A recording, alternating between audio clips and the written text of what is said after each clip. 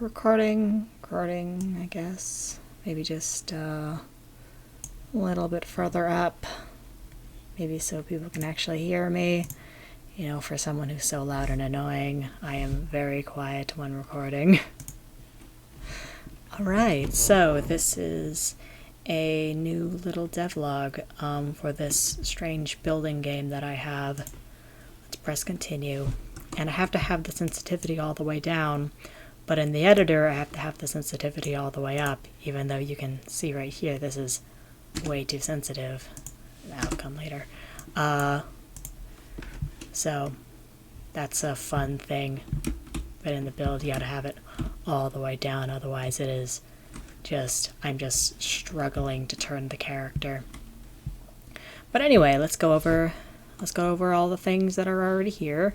Of course, we still have our ability to use the different number keys. One for cubes, one for planes, one for planks, 2 for planks, 3 for planes, and 4 for spheres. So this is obviously not Minecraft because there are circles. I'm just gonna actually, there you go. This is obviously not Minecraft. There are circles. Anyway, and then we also have, if I go to my plane here, we can zoom in and out, as in like take it closer or further away using the scroll wheel, and also rotate it via the arrow keys. Left and right will rotate it on the y-axis, and the up and down arrows will rotate it on what I'm assuming is the z-axis, but I don't really know my axes that well. I'm not a good game developer. So then you can have this right here, and we can have this like that, and it will even keep your rotation between placing items.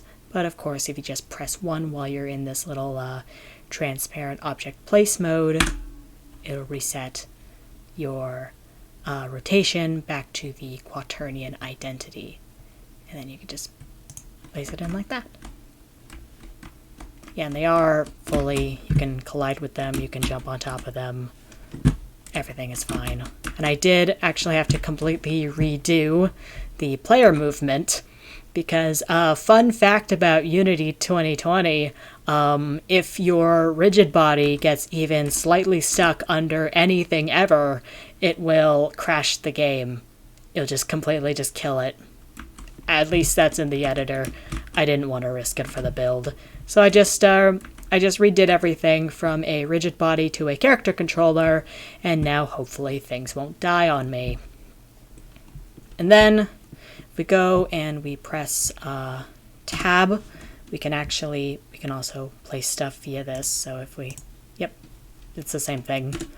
And then we can click on this button right here, and that'll actually take us to the paint mode, where we can then choose our special color. Not that one. And we can pick the color and then click, and then it'll change to that color. How neat is that? And then the only thing is that if you change it if you change the hue and lumosity, they're pretty responsive to each other. So if you change the hue, if you change the lumosity, the hue will remain at that area. But if you change the saturation, and then you change the hue again, you will have to go back and redo the saturation.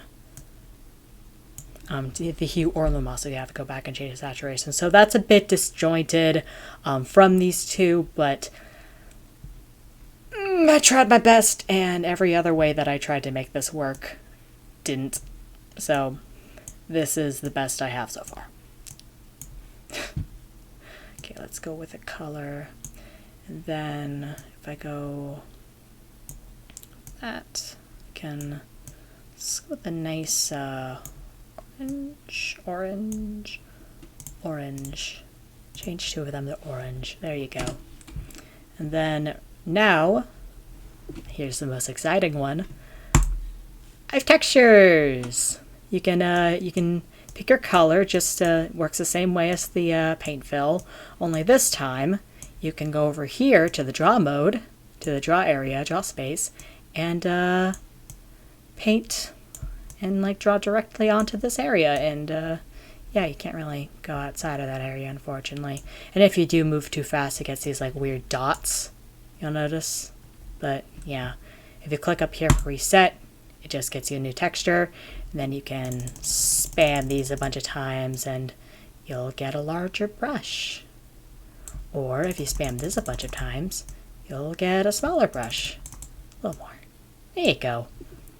So if we go and we get a nice blue, nice darkish blue, we spam this a bunch of times, get some nice dots that you can make.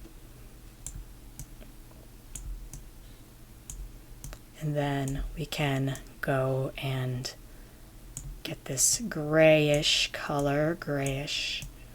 No, let's choose a color that's not hideous. And then there, and then you can go like that. You'll notice that that it's kind of in the corner of the brush. That is something I may or may not fix, or I might just leave it alone, honestly. It took me 2 days to get this working, and I kind of want to do something else now. So anyway, if you have this nice little thing here, and something else I might do in the future is also, as well as grant the ability to paint with circles and not just squares, you would also have the ability to undo previous strokes, but again, I wish to do something else. If you click Use Texture now, and you click on one of these, you can actually add the texture to the things that you have in this world. How cool is that? Look at that. Look at all of that. So,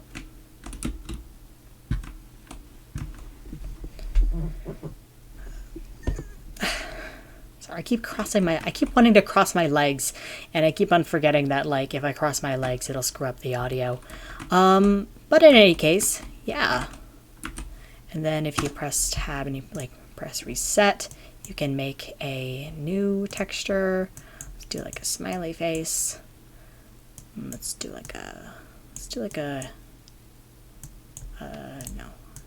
smiley face. Yep. And then you can have little smiley faces. Some of them are upside down. That is because of how Unity has, because these are all just like default cubes and default spheres and everything. Yeah, these three are default cubes, and the spheres are just regular ass spheres. So how the Unity editor does textures and UV unwrapping makes everything kind of sort of look upside down on some of these, but on some of these faces, but other faces are totally fine. But yeah. Then if you go tab and go back to your object placer, press cancel, you can just kind of get rid of all of your shame. My next step is to make this area look a little bit pretty, because right now we are just on a plane staring out into the grand space of nothing with only this circle for our amusement. Yeah, thanks for watching.